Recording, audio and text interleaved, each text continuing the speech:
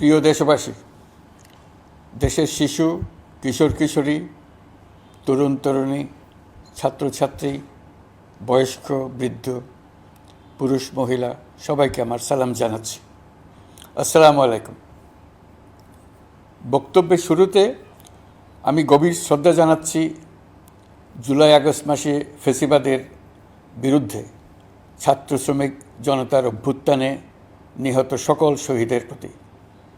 আমি আরও স্মরণ করছি তাদের যারা ফেসিবাদী শক্তির প্রাণঘাতী অস্ত্রের সামনে হিমালয়ের মতো দাঁড়িয়ে অন্যায়ের প্রতিবাদ করে মৃত্যুকে আলিঙ্গন করেছে, আহত হয়েছে, পঙ্গুত্ব বরণ করেছে, হারিয়েছে তাদের চোখের দৃষ্টি। সেই সব বীরদের স্মরণ করছি যারা মিথ্যাচার, লুটপাট, স্বৈরতন্ত্রের বিরুদ্ধে এক দফা দাবি নিয়ে দাঁড়িয়েছিল। কৃতজ্ঞতা চিত্তে স্মরণ করছি আপনাদের ভাই বোনদের, আপনাদের সন্তানদের যারা এই বিপ্লবে অংশগ্রহণ করেছিল। প্রিয় দেশবাসী, আমি আগেও জানিয়েছি, আবারও জানাচ্ছি, গণ অভ্যুত্থানে সকল শহীদের পরিবারকে পুনর্বাসন করা হবে। সকল আহত শিক্ষার্থী, শ্রমিক, জনতার চিকিৎসার সম্পূর্ণ ব্যয় সরকার বহন করবে। আহতদের দীর্ঘমেয়াদী এবং ব্যয়বহুল চিকিৎসা এবং শহীদদের পরিবারের দেখাশোনার জন্য স্বাস্থ্য মন্ত্রণালয়ের নেতৃত্বে একটি পূর্ণাঙ্গ তালিকা প্রস্তুত করা হয়েছে। এখন এই নতুন তথ্য পাওয়ার ভিত্তিতে এই তালিকা হালনাগাদ করা হতে থাকবে। গণ অভ্যুত্থানের শহীদদের স্মৃতি ধরে রাখতে সরকার তার যাত্রা লগ্নে জুলাই গণহত্যা স্মৃতি ফাউন্ডেশন নামে একটি ফাউন্ডেশন প্রতিষ্ঠার উদ্যোগ নেয়। এখন সেই ফাউন্ডেশন তৈরি হয়েছে। সকল শহীদ পরিবার এবং আহতদের সর্বোত্তম চিকিৎসা সহ তাদের পরিবারের সম্পূর্ণ দায়িত্ব এই ফাউন্ডেশন গ্রহণ করছে। এই ফাউন্ডেশনে দান করার জন্য দেশের সকল মানুষ এবং বিদেশে অবস্থানরত বাংলাদেশিদের আমরা আহ্বান জানাচ্ছি। গত মাসে কুমিল্লা, নোয়াখালী, সিলেট অঞ্চলে আকস্মিক বন্যা এসব এলাকার মানুষকে হতভম্ব করে দিয়েছে। এখানে বেশিরভাগ এলাকায় কোনো দিন বন্যা হয়নি। তারা বন্যা মোকাবেলা করে অভ্যস্ত নন। দেশপ্রেমিক সশস্ত্র বাহিনী তাৎক্ষণিকভাবে বন্যা আক্রান্ত সবাইকে রক্ষার জন্য এগিয়ে আসে। সেনা, নৌ এবং বিমান বাহিনী পরস্পরের সঙ্গে সমন্বয় করে একযোগে কাজে নেমে পড়ার ফলে মানুষের দুর্ভোগ কম হয়েছে। এর পরপরই এনজিও এবং সাধারণ মানুষ দেশের সকল অঞ্চল থেকে দলে দলে এগিয়ে এসছে। আমি বিশেষ করে দেশপ্রেমিক সেনাবাহিনীকে আবারও ধন্যবাদ জানাচ্ছি। দেশের সকল দুর্যোগকালে তারা সবসময় আন্তরিকভাবে এগিয়ে এসছে। বিশেষ করে বন্যা ও শান্তি শৃঙ্খলা রক্ষার কাজে তাদের সৈনিক এবং অফিসাররা দিনের পর দিন যেভাবে দায়িত্ব পালন করেছে তার কোনো তুলনা হয় না। জনজীবনে স্বস্তি ও আত্মবিশ্বাস প্রতিষ্ঠায় তাদের ভূমিকা অনন্য। বাংলাদেশ সশস্ত্র বাহিনীর সকল সদস্যকে আমি ধন্যবাদ জানাই তাদের সততা, ত্যাগ ও অসীম দেশপ্রেমের জন্য। দেশের স্বাধীনতা সংগ্রাম থেকে শুরু করে বন্যা, খরা, ঝড়, বৃষ্টি, ঘূর্ণিঝড়, সকল প্রাকৃতিক দুর্যোগে আপনারা সকলের শেষ ভরসার স্থান। দেশের প্রতিটি ক্রান্তি লগ্নে আপনারা দেশের মানুষের পাশে থেকেছেন। দেশের স্বাধীনতার পক্ষে, সার্বভৌমত্বের পক্ষে অবস্থান নিয়েছেন। দেশ গঠনে আপনারা সবার আগে এগিয়ে এসছেন।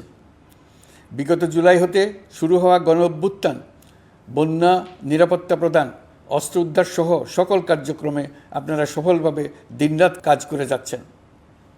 সরকার ও জনগণের পক্ষ থেকে আমি আপনাদের প্রতি কৃতজ্ঞতা জানাচ্ছি। বন্যা আমাদের জনজীবনে আরেকটি দিক উন্মোচন করল।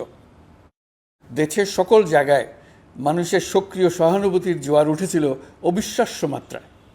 ব্যবসায়ী, অর্থবান ব্যক্তিরা যেমন তাদের অর্থ নিয়ে স্বতঃস্ফূর্তভাবে এগিয়ে এসেছিল, তেমনি দেশের বিভিন্ন প্রান্তের সাধারণ মানুষ, স্কুল, কলেজ, বিশ্ববিদ্যালয়ের ছেলেমেয়েরা জোয়ারের ঢলের মতো যার যার সামর্থ্য নিয়ে এগিয়ে এসছে। অনেকেই ছুটে গেছে বন্যার্তদের সহযোগিতা করার জন্য। এনজিওরা বিভিন্ন জায়গা থেকে ছুটে গেছে তাদের সহায়তা নিয়ে। তাদের কাজে অনুপ্রাণিত হয়ে আমি এনজিও নেতাদের সঙ্গে বৈঠক করেছি কিভাবে সরকার তাদের কাজের সঙ্গে সরকারের উদ্যোগকে সমন্বিত করতে পারে, সেটার কাঠামো তৈরি করে দেওয়ার জন্য। বন্যা এখন চলে গেছে, কিন্তু পুনর্বাসনের কঠিন কাজ আমাদের সামনে রয়ে গেছে। সকলের সহযোগিতায় আমরা পুনর্বাসনের কাজটি সফলভাবে সমাধান করতে চাই। আইনশৃঙ্খলা পরিস্থিতির উন্নতির জন্য আমরা দিনরাত পরিশ্রম করে যাচ্ছি।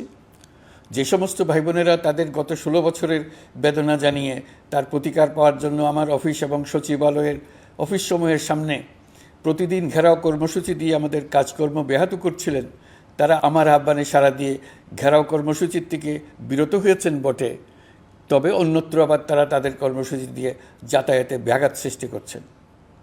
আমি কথা দিচ্ছি, আপনাদের ন্যায্য আবেদনের কথা আমরা ভুলে যাব না। আমরা সকল অন্যায়ের প্রতিকারের জন্য প্রতিশ্রুতিবদ্ধ। আমরা আমাদের দায়িত্বকালে যথাসম্ভব সব সমস্যার সমাধানের চেষ্টা করব। আমি আবারও অনুরোধ করছি, আপনারা যাতায়াতে ব্যাঘাত সৃষ্টি থেকে বিরত থাকুন। জাতি আপনাদের প্রতি কৃতজ্ঞ থাকবে।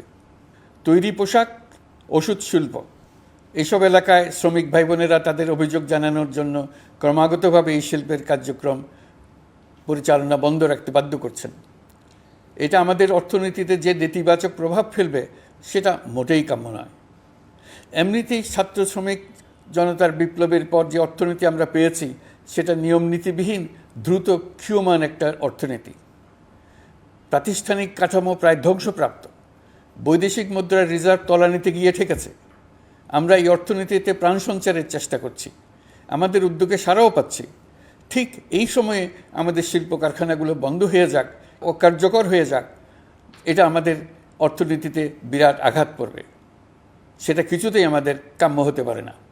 শ্রমিক ভাই বোনদের অনেক দুঃখ আছে, কিন্তু সেই দুঃখ প্রকাশ করতে গিয়ে আপনাদের মূল জীবিকা বন্ধ হওয়ার উপক্রম হলে সেটা ঠিক হবে না। দেশের অর্থনীতি ধ্বংসপ্রাপ্ত হলে সেটা ঠিক হবে না। শ্রমিক মালিক উভয়ের পক্ষে আলোচনা করে এসব সমস্যার সমাধান আমরা অবশ্যই বের করব। আপনারা কারখানা খোলা রাখুন, অর্থনীতির চাকা সচল রাখুন, দেশের অর্থনীতিকে সোজা হয়ে দাঁড়াতে দিন। আমরা আপনাদের সমস্যার স্থায়ী সমাধান বের করার জন্য সর্বশক্তি প্রয়োগ করব।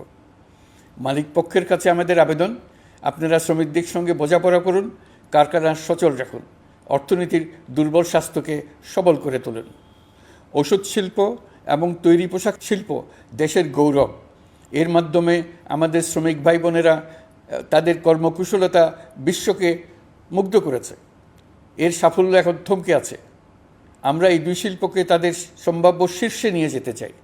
দুর্বল করার তো প্রশ্নই ওঠে না। এই দুই শিল্পের কোথায় কোথায় বাধা আছে, সমস্যা আছে, সেগুলো চিহ্নিত করে তাকে বাধামুক্ত করতে চাই। আমরা বিদেশি ক্রেতাদের একত্রিত করে তাদের সহযোগিতা চাইব, যেন বাংলাদেশের এই শিল্প দুটি বিশ্বের অন্যান্য দেশের চাইতে বেশি আস্থাযোগ্য হয়ে গড়ে উঠতে পারে। সব কিছুই সম্ভব যদি আমরা শ্রমিক মালিক সম্পর্কটা একটা নির্ভরযোগ্য, আনন্দদায়ক করে গড়ে তুলতে পারি।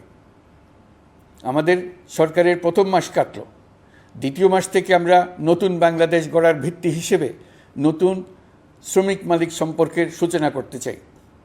এটা দেশের সবার কাম্য। দেশের নতুন প্রজন্ম নির্ভয়ে যেন তাদের ভবিষ্যৎ নিয়ে এগিয়ে যেতে পারে, আমরা সেই লক্ষ্যে কাজ করছি। আমাদের দায়িত্ব অনেক। ন্যায়ভিত্তিক একটা সমাজ গড়ে তোলার জন্য একসাথে অনেকগুলো কাজ আমাদের হাত দিতে হবে। 1 জুলাই থেকে 5 আগস্ট পর্যন্ত ছাত্র জনতার গণ আন্দোলনকে দমন করতে যেসব ফৌজদারি মামলা দায়ের করা হয়েছিল, এর মধ্যে হত্যা মামলা ছাড়া বাকি প্রায় সকল মামলা প্রত্যাহার করা হয়েছে। এসব মামলায় গ্রেফতারকৃত সকলে মুক্তি পেয়েছে। দায়িত্ব গ্রহণের শুরুতেই অন্তর্বর্তীকালীন সরকার বিচার বিভাগের বড় সংস্কারের কাজে হাত দিয়েছে। যোগ্যতম ব্যক্তিকে প্রধান বিচারপতি নিয়োগ দেওয়াতে মানুষের মনে নতুন আশার সঞ্চার হয়েছে। আপিল বিভাগের বিচারপতি নিয়োগ, অ্যাটর্নি জেনারেল নিয়োগ এবং অন্যান্য নিয়োগগুলি অতি গুরুত্বপূর্ণ নিয়োগ, যেগুলো সবকটাই সম্পন্ন হয়েছে। সন্ত্রাস দমন আইন ও ডিজিটাল সাইবার নিরাপত্তা আইনে দায়েরকৃত মিথ্যা হয়রানিমূলক মামলাগুলো প্রত্যাহার করা হচ্ছে। সাইবার নিরাপত্তা আইন সহ বাংলাদেশে বিদ্যমান সকল কালো আইনের তালিকা করা হয়েছে। অতি সত্বর এই সকল কালো আইন বাতিল ও প্রযোজ্য ক্ষেত্রে সংশোধন করা হবে।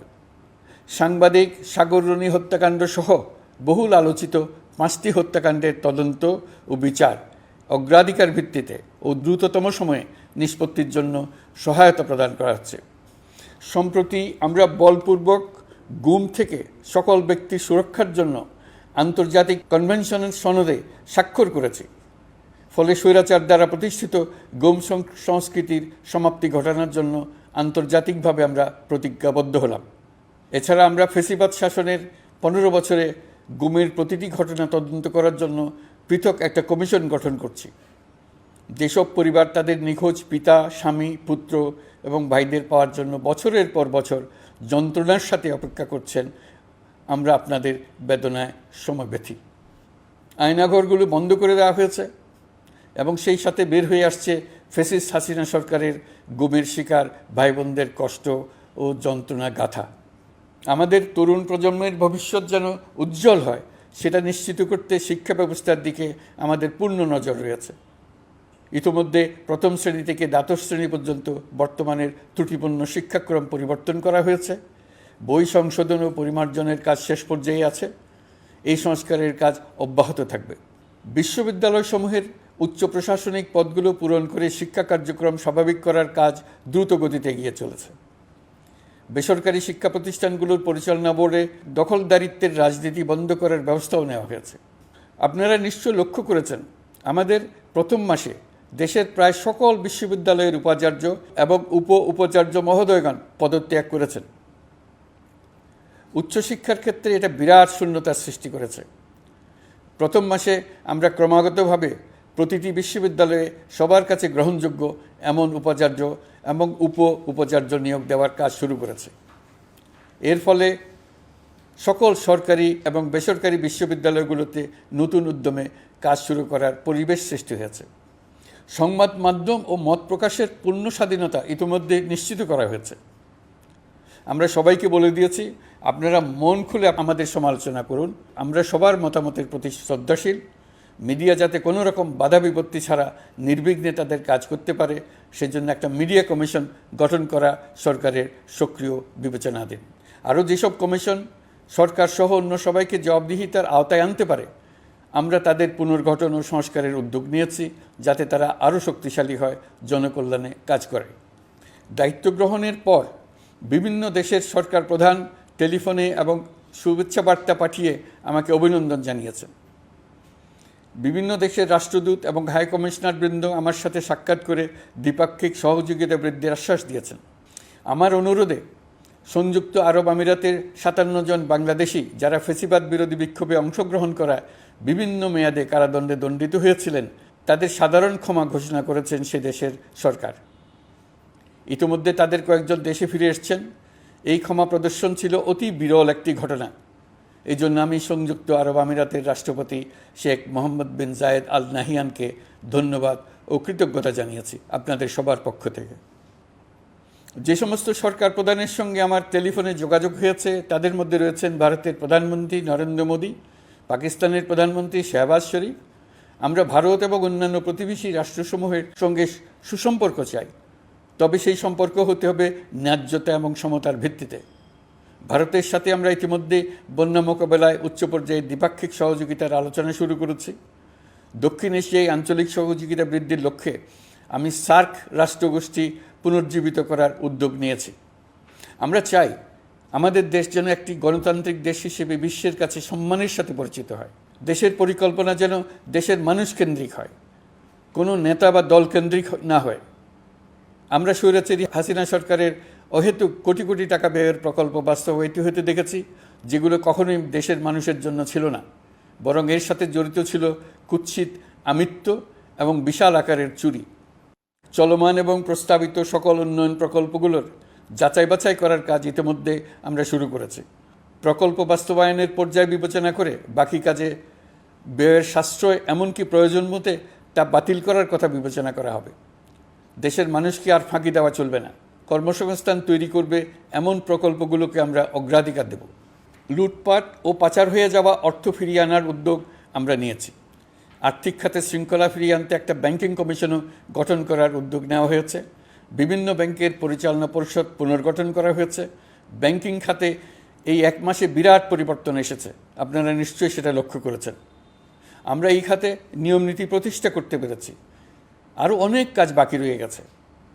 প্রথম মাসের কাজ হিসেবে শুধু প্রধান কাজগুলো করেছি, তার সঙ্গে রয়েছে আরও অনেক পরবর্তী কাজ।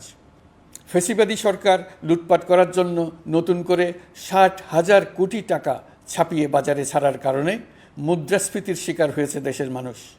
এই অতুলনীয় মুদ্রাস্ফীতি নিয়ন্ত্রণ অন্তর্বর্তী সরকারের অন্যতম প্রধান লক্ষ্য। মুদ্রাস্ফীতি নিয়ন্ত্রণের লক্ষ্যে পলিসি সুদের হার বৃদ্ধি করে 9% উন্নীত করা হয়েছে। মূল্যস্ফীতি থেকে সাধারণ মানুষকে সুরক্ষা দেওয়ার উদ্দেশ্যে ওএমএস খাদ্যবান্ধব কর্মসূচি সহ সুলভ মূল্যে প্রান্তিক মানুষের কাছে নিত্য প্রয়োজনীয় দ্রব্য সরবরাহ চলমান রাখা হয়েছে। মূল্যস্ফীতি মোকাবেলায় চলতি অর্থ বছরে চাল ও গম আমদানির জন্য 5,800 কোটি টাকা, আভ্যন্তরীণ সংগ্রহের জন্য 8,900 কোটি টাকা এবং খাদ্য ভর্তুকির 3টি প্রোগ্রামের জন্য 7,360 কোটি টাকা বরাদ্দ রাখা হয়েছে। বিভিন্ন স্টেক হোল্ডারের সাথে সভা করে মূল্যস্ফীতি নিয়ন্ত্রণের করণীয়সমূহ চিহ্নিত করা হয়েছে। পরিচালন ও উন্নয়ন ব্যয় যৌক্তিক পরিমাণে হ্রাস করার জন্য কার্যক্রম গ্রহণ করা হয়েছে। কৃষিপণ্য উৎপাদনের জন্য সার আমদানির ক্ষেত্রে প্রয়োজনীয় বৈদেশিক মুদ্রার সরবরাহ নিশ্চিত করার পদক্ষেপ নেওয়া হয়েছে। প্রকৃত চাষিগণ যাতে কৃষি ঋণ পেয়ে থাকেন তা নিশ্চিত করার উদ্যোগ নেওয়ার পাশাপাশি কৃষি ঋণের পরিমাণ বৃদ্ধি করা হয়েছে। মার্কিন ডলারের বিপরীতে টাকার বিনিময় হার স্থিতিশীল রাখার লক্ষ্যে বৈদেশিক মুদ্রার বিনিময় হারকে বাজারভিত্তিক করা হয়েছে। কালো টাকা সাদা করার অনৈতিক অনুমতি বাতিল করা হয়েছে। বৈদেশিক মুদ্রার রিজার্ভ বৃদ্ধি করতে বিভিন্ন উন্নয়ন সহযোগীদের কাছ থেকে বাজেট সাপোর্ট চাওয়া হয়েছে। আন্তর্জাতিক মুদ্রা তহবিল থেকে অতিরিক্ত 3 বিলিয়ন মার্কিন ডলার, বিশ্বব্যাংক থেকে অতিরিক্ত 1 বিলিয়ন ডলার, জাইকা থেকে অতিরিক্ত 1 বিলিয়ন মার্কিন ডলার প্রদানের অনুরোধ করা হয়েছে। রূপপুর পারমাণবিক বিদ্যুৎ কেন্দ্র নির্মাণ প্রকল্পের অগ্রিম অর্থ পরিশোধ এবং বকেয়া পাওনা নিয়ে রাশিয়ান ফেডারেশনের সাথে অর্থ মন্ত্রণালয়ের আলোচনা চলছে। পাইপলাইনে থাকা 48 বিলিয়ন মার্কিন ডলার বৈদেশিক সহায়তা ব্যবহারের উদ্যোগ নেওয়া হয়েছে। মেগা প্রকল্পের নামে লুটপাট বন্ধের পাশাপাশি স্বাস্থ্য ও শিক্ষা খাতে বরাদ্দ বৃদ্ধির পরিকল্পনা গ্রহণ করা হয়েছে। বৈদেশিক মুদ্রার রিজার্ভের উপর চাপ কমানোর লক্ষ্যে রাশিয়া এবং চীন থেকে প্রাপ্ত ঋণের সুদের হার কমানো এবং ঋণের মেয়াদ বৃদ্ধির জন্য অনুরোধ জানানো হয়েছে। সকল উন্নয়ন সহযোগীদের সাথে সম্পর্ক আরও নিবিড় করার উদ্যোগ নেওয়া হয়েছে। সকল অর্থনৈতিক সূচক এবং পরিসংখ্যানের প্রকৃত মান বা সংখ্যা প্রকাশের জন্য নির্দেশনা প্রদান করা হয়েছে। জিডিপি, মূল্যস্ফীতি ইত্যাদি সঠিক উপাত্ত সংগ্রহ, প্রাক্কলন ও প্রকাশের জন্য নির্দেশনা দেওয়া হয়েছে। জাতীয় রাজস্ব বোর্ড এবং অর্থ বিভাগের রাজস্ব আয় সম্পর্কিত উপাত্তের মধ্যে পার্থক্য নিরসনে উদ্যোগ নেওয়া হয়েছে। প্রকৃত রপ্তানি আয় নিরূপণ এবং প্রকাশের নির্দেশনা দেওয়া হয়েছে। জাতীয় রাজস্ব বোর্ডের অটোমাইজেশনের লক্ষ্যে পরিকল্পনা গ্রহণ করা হয়েছে। পুঁজিবাজারকে স্বাভাবিক ধারায় ফিরিয়ে আনতে সিকিউরিটি এক্সচেঞ্জ কমিশন পুনর্গঠন করা হয়েছে। নিত্য প্রয়োজনীয় পণ্য সামগ্রী সরবরাহ স্বাভাবিক রাখার নিমিত্তে ব্যবসায়ী, শিল্প মালিক ও ব্যবসায়ী সংগঠনের সাথে সভা করা হচ্ছে এবং তাদের মতামতের ভিত্তিতে বিভিন্ন ব্যবস্থা গ্রহণ করা হচ্ছে। বিদ্যমান মজুদ ও ঘাটতি মূল্যায়ন করে ভবিষ্যৎ চাহিদা পর্যালোচনা করে স্থানীয় উৎপাদন বৃদ্ধির পাশাপাশি আমদানি পর্যায়ে বিভিন্ন জটিলতা দূরীকরণ, বন্দর ও বড় মোকামসহ পরিবহন ব্যবস্থার বিভিন্ন সমস্যা সমাধানে সংশ্লিষ্ট সকল মন্ত্রণালয়, দপ্তর, বিভাগকে প্রয়োজনীয় নির্দেশ দেওয়া হয়েছে। এই জন্য তেল, চিনি, ডিম ও মাংস উৎপাদনকারী বৃহৎ প্রতিষ্ঠানসমূহের সাথে সভা ও মতবিনিময় করা হচ্ছে। নিত্য প্রয়োজনীয় কিছু দ্রব্যাদি যেমন পেঁয়াজ, আলু এসবের দাম আরও কমানোর জন্য বিদ্যমান শুল্ক হার হ্রাসের বিষয়ে এনবিআরকে প্রয়োজনীয় নির্দেশনা দেওয়া হয়েছে। ইতোমধ্যে এনবিআর পেঁয়াজ, আলু ও কতিপয় কীটনাশকের ক্ষেত্রে আমদানি শুল্ক হ্রাস এবং ক্ষেত্র বিশেষে রেগুলেটরি শুল্ক প্রত্যাহার করে এসআরও জারি করেছে। নিম্ন আয়ের 1 কোটি পরিবারকে টিসিবির মাধ্যমে হ্রাসকৃত মূল্যে কিছু পণ্য যেমন পরিবার প্রতি চাল মাসে 5 কেজি, সয়াবিন তেল মাসে 2 কেজি, মসুর ডাল মাসে 2 কেজি দেওয়া হচ্ছে। এটি সামনের দিনগুলোতে অব্যাহত রাখা হবে। সরকার দায়িত্ব গ্রহণের পর জনপ্রত্যাশা অনুযায়ী বিদ্যুৎ, জ্বালানি ও খনিজ সম্পদ মন্ত্রণালয় হতে বিদ্যুৎ ও জ্বালানির দ্রুত সরবরাহ বৃদ্ধি আইনের অধীনে চলমান সকল প্রকার নেগোসিয়েশন, প্রকল্প বাছাই এবং ক্রয় প্রক্রিয়াকরণ কার্যক্রম আপাতত স্থগিত করা হয়েছে। গত 1.5 দশকে এই আইন ব্যবহার করে লক্ষ কোটি টাকা লুটপাট হয়েছে। বিদ্যুৎ, জ্বালানি ও খনিজ সম্পদ মন্ত্রণালয়ের আওতাধীন কোম্পানিসমূহে অধিকতর স্বচ্ছতা ও জবাবদিহিতা আনার লক্ষ্যে কোম্পানিসমূহের পরিচালনা পর্ষদ পুনর্গঠন করা হয়েছে। প্রকৌশল, ভূতত্ত্ব এবং খনিজ হিসাব বিষয়ে অধ্যয়ন করেছে এমন ছাত্র প্রতিনিধি অন্তর্ভুক্ত করার জন্য উদ্যোগ গ্রহণ করা হয়েছে। এই খাতে অধিকতর সক্ষমতা, গতিশীলতা এবং জবাবদিহিতা নিশ্চিত করার লক্ষ্যে বিশেষজ্ঞগণের সমন্বয়ে একটি কমিটি গঠন করা হয়েছে। জ্বালানি তেলের মূল্য জনপ্রত্যাশা অনুযায়ী সহনশীল রাখতে অকটেন ও পেট্রোলের দাম ৬ টাকা, ডিজেল ও কেরোসিনের দাম ১ টাকা ২৫ পয়সা কমানো হয়েছে। ৩৭ দিন বন্ধ থাকার পর গত ২৫ আগস্ট হতে মিরপুর ১০ ও কাজীপাড়া স্টেশন ছাড়া বাকি সব স্টেশনে মেট্রো রেল পুনরায় চালু করা হয়েছে। ভুয়া মুক্তিযোদ্ধাদের চিহ্নিত করার লক্ষ্যে বিশেষ করে মুক্তিযুদ্ধের সময় যাদের বয়স ১২.৫ বছরের কম ছিল তাদের মুক্তিযুদ্ধ তালিকা হতে বাতিলের জন্য সুপ্রিম কোর্টে লিভ টু আপিলের পদক্ষেপ গ্রহণ করা হয়েছে। মুক্তিযোদ্ধা কল্যাণ ট্রাস্টের আওতাধীন বেদখলকৃত স্থাবর সম্পত্তি উদ্ধারে প্রয়োজনীয় ব্যবস্থা গ্রহণ করা হয়েছে।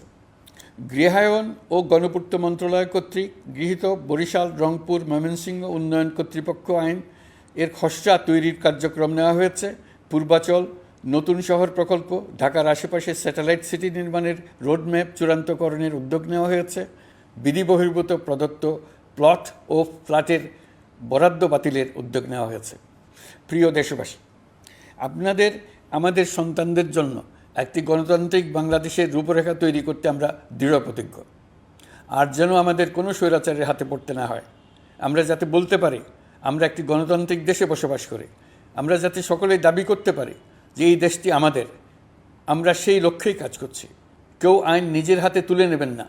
আইন নিজের হাতে তুলে নিয়ে কেউ সমাজে বিশৃঙ্খল পরিবেশ সৃষ্টি করলে আমরা তাকে অবশ্যই শাস্তির আওতায় নিয়ে আসব। আমরা একটি সাম্প্রদায়িক সম্প্রীতির দেশ। ধর্মীয় সম্প্রীতি বিনষ্ট হয় এমন কোনো কাজ কেউ কোনোভাবেই করবেন না।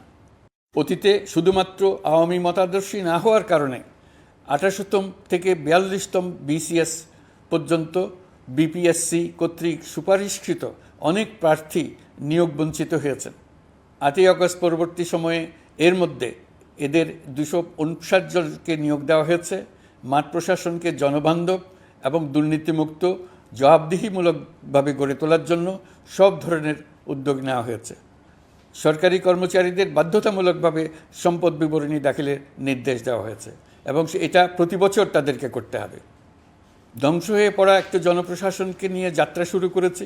মন্ত্রণালয়গুলোর উচ্চতম পদে যারা নিয়োজিত ছিলেন তারা অনেকে দায়িত্ব ছেড়ে চলে গেছেন, কিংবা পদে থাকলেও সহকর্মীদের চাপের মুখে কাজ করতে পারছিলেন না, বাধ্য হয়ে পদত্যাগ করেছেন। আর যারা ১৬ বছরের স্বৈরাচারী শাসনের আমলে পদত্যাগে বাধ্য হয়েছিলেন কিংবা দায়িত্ববিহীন অবস্থায় একই পদে থেকে বাধ্য হয়েছেন, তাদের সবার কথা বিবেচনা নিয়ে জনপ্রশাসনকে নতুন করে দাঁড় করানোই ছিল আমাদের প্রথম মাসে কঠিনতম সময়। আবার সকল সমস্যার সমাধান করে একটি নতুন জনপ্রশাসন কাঠামো দাঁড় করাতে পেরেছি, এটাই আমাদের প্রথম মাসের সবচাইতে বড় অর্জন।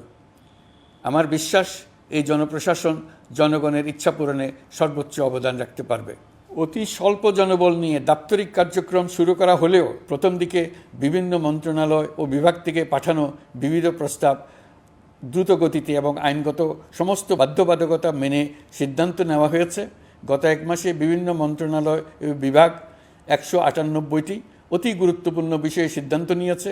জনপ্রশাসনের ১৩৫ জন অতিরিক্ত সচিব, ২২৭ জন যুগ্ম সচিব এবং ১২০ জন উপসচিবকে পদোন্নতি প্রদান করা হয়েছে।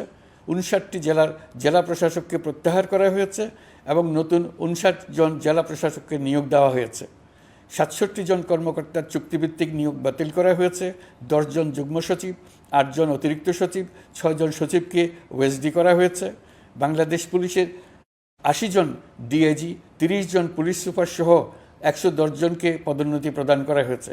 ১ জন ডিআইজি, ১ জন এডিশনাল ডিআইজি, ৪ জন পুলিশ সুপারকে চাকরিতে পুনর্বহাল করা হয়েছে। আইজিপি সহ ১০ জন অতিরিক্ত আইজি, ৮৮ জন ডিআইজি, ২১ জন এডিশনাল ডিআইজি, ১৭৭ জন পুলিশ সুপার সহ মোট ২৯৭ জন কর্মকর্তাকে বদলি করা হয়েছে। ছাত্র শ্রমিক জনতার বিপ্লবের মূল লক্ষ্য ছিল গণভবন। এটা ছিল স্বৈরাচারের কেন্দ্রবিন্দু। এই সরকার বিপ্লবের প্রতি সম্মান দেখিয়ে গণভবনকে বিপ্লবের জাদুঘর হিসেবে ঘোষণা দিয়েছে। ছাত্র জনতার ক্ষোভকে স্থায়ীভাবে তুলে ধরার জন্য গণভবনের আর কোনো সংস্কার করা হবে না। ছাত্র জনতার ক্ষোভের মুখে তা যে অবস্থায় দাঁড়িয়েছিল সেই অবস্থায় তাকে রাখা হবে। যেসব মূল্যবান সামগ্রী জনতা নিয়ে গিয়েছিল সেগুলো অনেক ফেরত দিয়ে গেছেন। যারা নিয়ে গিয়েছেন তারা নিজেরাই ফেরত দিয়ে গেছেন। তাদের আমরা দেশবাসীর পক্ষ থেকে ধন্যবাদ জানাচ্ছি। আরও কিছু জিনিস পাওয়া যায়নি। যারা নিয়ে গেছেন তাদের কাছে আমাদের অনুরোধ থাকবে তারা যেন এইসব সামগ্রী ফেরত দিয়ে যান। আমরা উল্লেখ করব এইসব বিক্ষুব্ধ জনতা নিয়ে গিয়েছিল, কিন্তু বিজয়ের পর তারা আবার জাদুঘরে প্রতি সম্মান দেখিয়ে এগুলো ফেরত দিয়ে গিয়েছেন। আমরা নতুন বাংলাদেশকে একটা পরিবেশ বান্ধব এবং জীববৈচিত্র্যময় দেশ হিসেবে গড়ে তোলার উদ্যোগ নিয়েছি। এটি তরুণদের আকাঙ্ক্ষা, আমাদের সবারই আকাঙ্ক্ষা। সেই লক্ষ্যে আমি প্রথমেই একটি ক্ষুদ্র পদক্ষেপ নিয়েছি। আমার বাসভবন এবং সমগ্র সচিবালয়ে প্লাস্টিকের পানির বোতল ব্যবহার নিষিদ্ধ করেছি। ইতিমধ্যে সুপার শপগুলোতে পলিথিনের শপিং ব্যাগ ব্যবহার বন্ধ করার উদ্যোগ নেওয়া হয়েছে। গত কয়েক দশকে যে পরিমাণ নদী দূষণ হয়েছে, আমরা তা বন্ধ করার উদ্যোগ নিয়েছি। আমরা সংস্কার চাই। আমাদের একান্ত অনুরোধ, আমাদের উপর যে সংস্কারের গুরু দায়িত্ব দিয়েছেন, সেই দায়িত্ব দিয়ে আপনারা দর্শকের গ্যালারিতে চলে যাবেন না। আপনারা আমাদের সঙ্গে থাকুন, আমরা একসঙ্গে সংস্কার করব। এটা আমাদের সবার দায়িত্ব। আপনারা নিজ নিজ জগতে সংস্কার আনুন।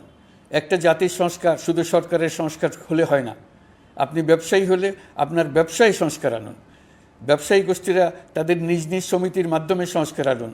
সমিতিতে সংস্কার আনুন। নতুন করে সমিতি গঠনতন্ত্র সংশোধন করুন। আপনি শ্রমিক হলে আপনার ক্ষেত্রে আপনি সংস্কার করুন। আপনি রাজনৈতিক নেতাকর্মী হলে আপনার ক্ষেত্রে সংস্কার করুন। আপনি প্রতিষ্ঠান প্রধান হলে আপনার প্রতিষ্ঠানে সংস্কার আনুন। আমি এটাকে সুযোগ হিসেবে গ্রহণ করার জন্য সবাইকে আহ্বান জানাচ্ছি। এই সংস্কারের মাধ্যমে আমরা জাতি হিসেবে নতুনভাবে যাত্রা শুরু করতে চাই। আমাদের এই যাত্রা আমাদেরকে পৃথিবীর একটা সম্মানিত জাতি হিসেবে প্রতিষ্ঠিত করুক, এটাই আমাদের সবার কাম্য, এটাই আমাদের সবার লক্ষ্য। গত এক মাসে আমি বেশ কিছু রাজনৈতিক দলের সঙ্গে পৃথকভাবে বসছি, তাদের সঙ্গে মতামত বিনিময় করেছি। তারা আমাদের উৎসাহিত করেছেন, ছাত্র শ্রমিক জনতার বিপ্লবের লক্ষ্যের প্রতি সমর্থন জানিয়েছেন, সংস্কারের কাজে পূর্ণ সহযোগিতার দেওয়ার আশ্বাস দিয়েছেন। আমি দেশের বিশিষ্ট সম্পাদক বৃন্দের সঙ্গে মত বিনিময় করেছি, তারাও সংস্কারের কাজে পূর্ণ সহযোগিতা দেওয়ার আশ্বাস দিয়েছেন। তারা বিভিন্ন বিষয়ে মূল্যবান পরামর্শ দিয়েছেন। সবার পরামর্শ নিয়ে এখন আমাদের অগ্রসর হওয়ার পালা। আমি বিশিষ্ট ব্যবসায়ীদের সঙ্গে বৈঠক করেছি, তাদের কাছে আমাদের সরকারের লক্ষ্যগুলো ব্যাখ্যা করেছি, তারাও আমাদের লক্ষ্যের সঙ্গে একমত প্রকাশ করেছেন। আপনারা জানেন, ছাত্র শ্রমিক জনতার ঐতিহাসিক জুলাই গণ অভ্যুত্থানের মুখে এবং হাজারো মানুষের আত্মদানের বিনিময়ে বাংলাদেশে ফ্যাসিস্ট সরকারের পতন হয়েছে। এই গণ অভ্যুত্থানের বার্তা ও আকাঙ্ক্ষা বাস্তবায়নের জন্য একটি অভূতপূর্ব সময় ও সুযোগ আমরা এর মধ্য দিয়ে অর্জন করেছি।